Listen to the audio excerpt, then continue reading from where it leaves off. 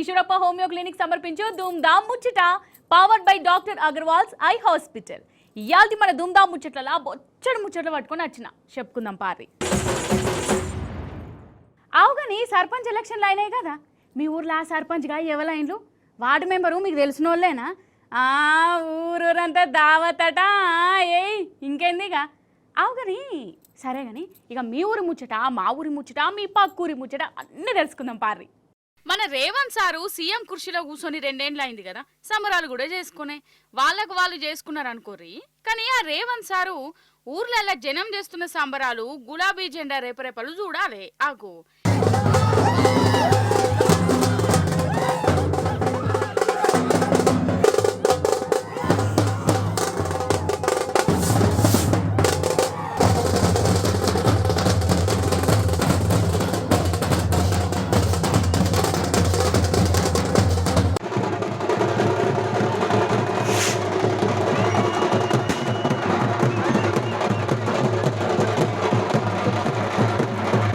పంచాయతీ ఎలక్షన్లల్లా BRS party ధూమ్ధామ్ చేసిందల్లా.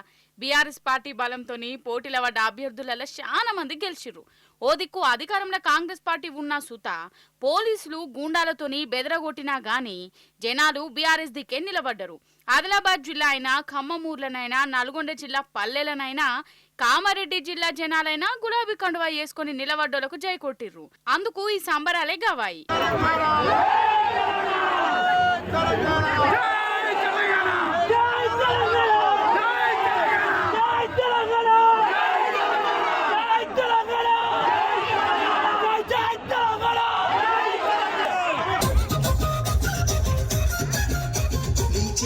సంకెళ్ళు వేస్తే గాయాలు చేస్తారా, నా కంటిలో నెత్తుళ్ళు చూడరా, ఎందుక ఖైదీలమై మన గుండెలు ఎండుతున్నవి కరెంటుతో. జై తెలంగాణ, జై తెలంగాణ, జై రామన్న.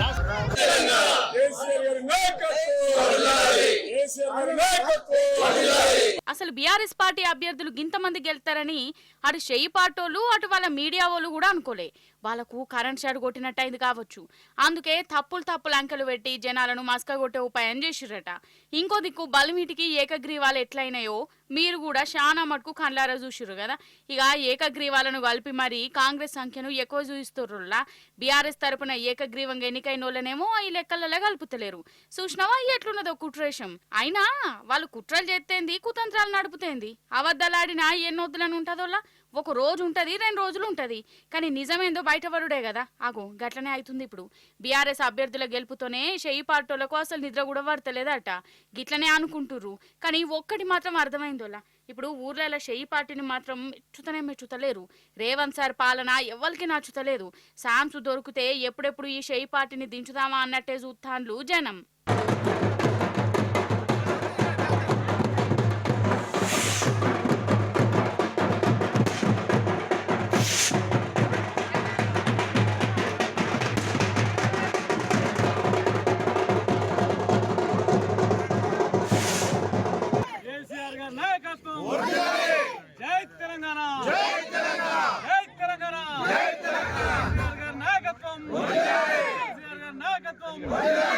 కాంగ్రెస్ అంటేనే మోసం, ఈ ముచ్చట అందరికీ ఎరికే. ఏమో ఇప్పుడు వాళ్ళు మారిరు కావచ్చు, మున్పటి లెక్క కాదేమో అని జనాలు అనుకొని లీడర్ల ఉద్దర ముచ్చట్లు నమ్మి వాళ్ళని గెలిపించిర్రు.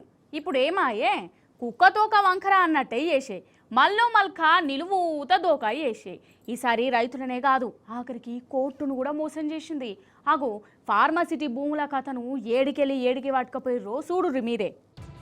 నిజంగా ఇది దొంగ నాటకం అంటే దొంగ నాటకమే పోర్రి. మరి గింత అద్మానమా, గింత ఘోరమా? ఫార్మసిటీ భూములను పొతం పెట్టే కుట్రేషన్ చేసింది మన రేవంత్ సర్కారు. అయితే బీఆర్ఎస్ అధికారంలో ఉన్నప్పుడు మన కేసీఆర్ సారు దేశంలోనే పెద్ద గ్రీన్ ఫార్మసిటీ పెడదామని ఇంతే జాములవి వేసిండు. ఇబ్రహీంపట్నము, మహేశ్వరం నియోజకవర్గాలల్లా 19,333 ఎకరాల భూమిని తీసుకోవాలని అప్పటి సర్కార్ నిర్ణయించింది. 14,000 ఎకరాల భూమిని కూడా అందరూ పర్మిషన్ తో తీసుకున్నది. అగర్సే ఈడ ఫార్మసిటీ పెట్టకుండా ఈ భూముల వేరే పనులవి ఎత్తే ఆ భూములను మళ్ళా రైతులు వాపసు తీసుకునే కండిషన్ కూడా పెట్టింది. ఇక కేసీఆర్ సార్ మాట ఇచ్చినట్టుగానే ఈ ఫార్మసిటీ కోసం సంట నుంచి పర్మిషన్లు తెచ్చిండు. 300-400 కంపెనీలు కూడా ఈడ కంపెనీలు పెట్టేందుకు దరఖాస్తు చేసుకున్నాయి.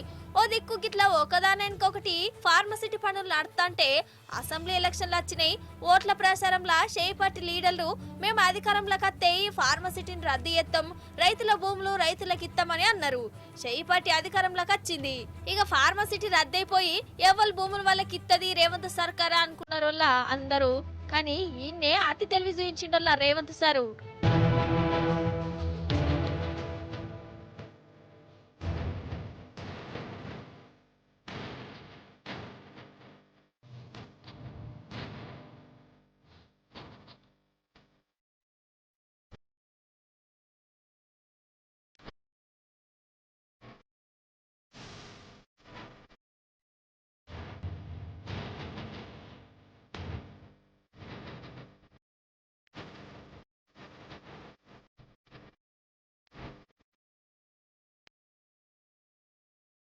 ఫార్మసిటీ రద్దు చేసినామని ముఖ్యమంత్రితో సహా మంత్రులు తాపకోసారి చెప్పారు. మరి గిట్ల రద్దు చేసినప్పుడు ఎవరి భూముల వాళ్ళకు వాపసు ఇయ్యాలి కదా. ఓహో, ఇప్పటిదాకా ఇచ్చింది లేదు. రైతులు కోర్టుకు పోతే ఆడ చేపట్టి ప్రభుత్వం నాలుక మడతేసింది. ఫార్మసిటీ పెడతలేమని ఎవరు అన్నారు? బరాబరు పెడుతున్నాం. రైతులే ఏమేమో అనుకుంటారు, వాళ్ళు అనుకునేటి అన్ని తప్పని కోర్టుకి చెప్పింది. ఇప్పుడు గదే కాంగ్రెస్ సర్కారు ఆడ పెట్టేది ఫార్మసిటీ కాదు, ఫోర్త్ సిటీ అని కొత్త నాటకం సాగేసిందల్లా. ఈ ఫార్మసిటీ భూములలోనే గ్లోబల్ సమ్మిట్ పేరంటం పెట్టి ఇక ఇదివరసంది ఇదే ఫోర్త్ సిటీ అని చెప్పింది. సర్కారు గట్ల ఎప్పుడుతోనే మన రైతులకు కరెంట్ షాట్ కొట్టినట్టయింది కాదా మరి. ఇప్పటికే యంగ్ ఇండియా స్కిల్ డెవలప్మెంట్ యూనివర్సిటీకి అనుకుంటా 150 ఎకరాల ఫార్మసిటీ భూములను అటు దిక్కు పంపింది. ఇట్లా ఒకదాని తర్వాత ఒకటి వేరే వాటికి భూములను మంజూరు చేస్తాన్లు. ఇప్పటిదాకా 7 ఎకరాలు పోయినాయట. మరి ఇట్లా వేరే వాటికి ఫార్మసిటీ భూములను కేటాయించినమని కమస్కం ఒక ఆర్డరో జీవోనో ఏది కూడా బయటకు రానియలే. అగర్సే ఆర్డర్ కాయిదాలు గనుక బయటకత్తే హైకోర్టు ముందు షేపాటి ప్రభుత్వం ఇజ్జత్ పోతది కదా. అందుకే గిట్ట సీక్రెట్ గా దొంగేశం ఎత్తాన్లట.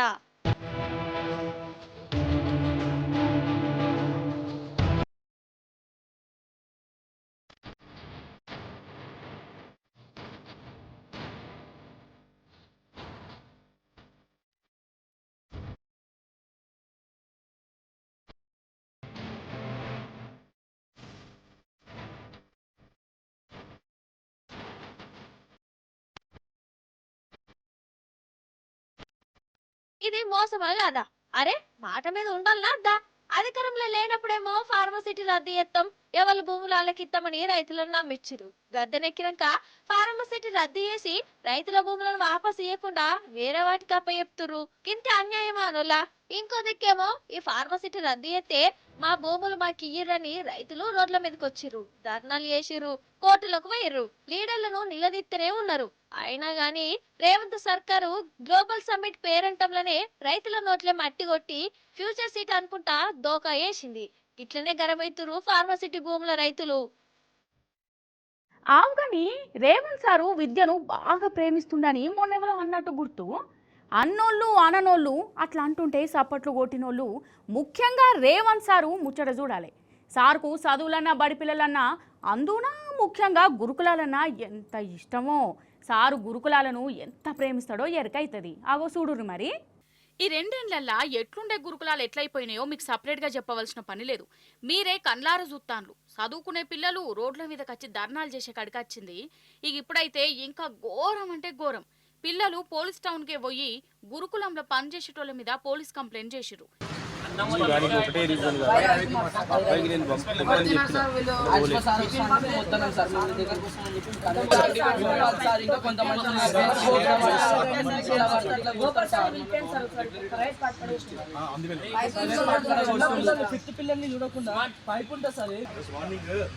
ఇగో వీళ్ళందరూ మేడ్చల్ జిల్లా షామీర్పేటలున్న బీసీ గురుకులంలో చదివేటోళ్ళ. ఈ గురుకులం బాడి ఘోరం అంటే ఘోరంగా తయారైంది. ఈ గోడలు ఎప్పుడు కూలి పిల్లల మీద పడితేయో తెలియదు. ఇక పురుగులు పడిన అన్నం పెడుతుర్రట. దినాం చక్కగా వెట్టుడే లేదట. నోళ్ళ పోరగాన్ల కడుపు మాడుస్తుర్రు. అన్నం పెట్టమని అడిగితే పిల్లలను మస్తు కొట్టుడట. అమ్మతోడు చెప్తున్నా.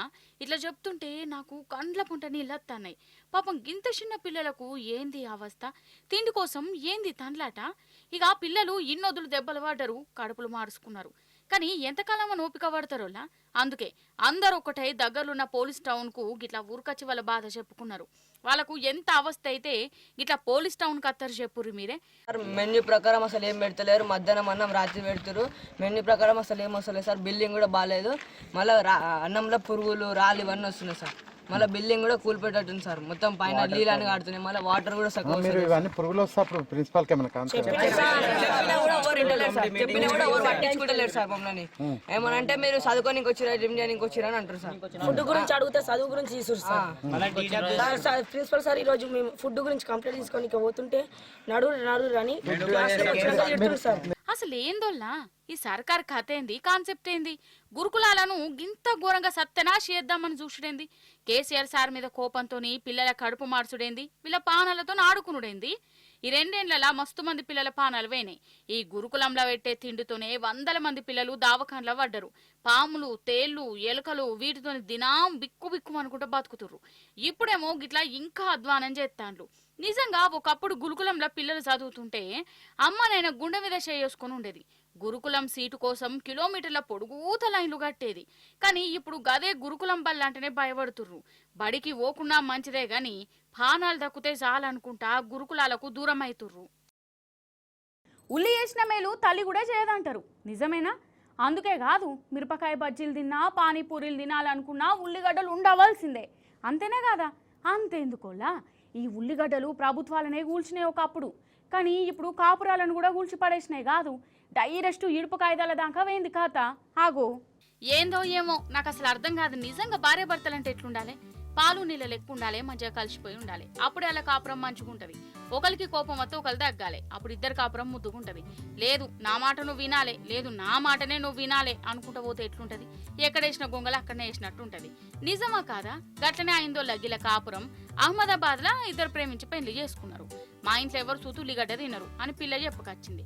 పిల్లగాడేమో లేదు లేదు మా ఇంట్లో ఏ కూర చేసినా ఉల్లిగడ్డ ఉండాల్సిందే, లేకపోతే మంచిగా ఉండదని చెప్పి చెప్పుకొచ్చిండు. సరే ఏదైతే గద అయింది అనుకుని ఇంట్లోకేమో ఉల్లిగడ్డ వేసి కూర వేసింది. ఆమెనేమో ఉల్లిగడ్డ లేకుండా కూర అనుకున్నది. లేదు లేదు నువ్వు ఉల్లిగడ్డ వేసిన కూర తినాలే, తినకపోతే మంచిగా ఉండదు, 2 కూరలు చేస్తే ఎట్లా అనుకుంటా రోజు ఇంట్లో పెద్ద కీసులాట అయ్యేది. ఏందో ఏమో ఈ ఉల్లిగడ్డతోని పంచాయతీలొల్లి నాకెందుకు అనుకొని ఇక చక్కగా ఇంటికి వేయింది. ఎంత చెప్పినా రాకపోవడంతోనే అబ్బా నువ్వు గట్ల రావా అని చెప్పి భర్తకు మస్తు కోపం వచ్చి కోర్టు దగ్గరికి పోయి విడాకులు ఇప్పించుర్రి. సారు మా భార్యను ఉల్లిగడ్డ తినమన్నందుకు వాళ్ళ ఇంటికి వేయింది, ఇదెక్కడి న్యాయం? ఎంత రమ్మన్నా అత్తలేదు సారు, నేను ఇంక ఆమెతోని ఉండలేను, నాకు విడాకులు ఇయ్యుర్రి అని చెప్పి అడిగిండట. ఇక ఇది ఇన్న కోర్టు సరే అని విడాకులు ఇచ్చింది. ఏందో ఏమో 11 ఏళ్ళు కలిసిమెలిసి ఉన్నోళ్ళు ఉత్త పుక్కట్లో ఉల్లిగడ్డకు విడిపోయారు అని చెప్పి ఈ ముచ్చటైతే నెట్టింట బాగా వైరల్ అవుతుంది. ఇవి ఆల్చి ధూమ్ధామ్ ముచ్చట్లు. మళ్ళీ ఎపిసోడ్లో ఇంకిన్ని ముచ్చట్లు పట్టుకొని వస్తా. అప్పటిదాకా చూస్తూనే ఉండరు టీ న్యూస్.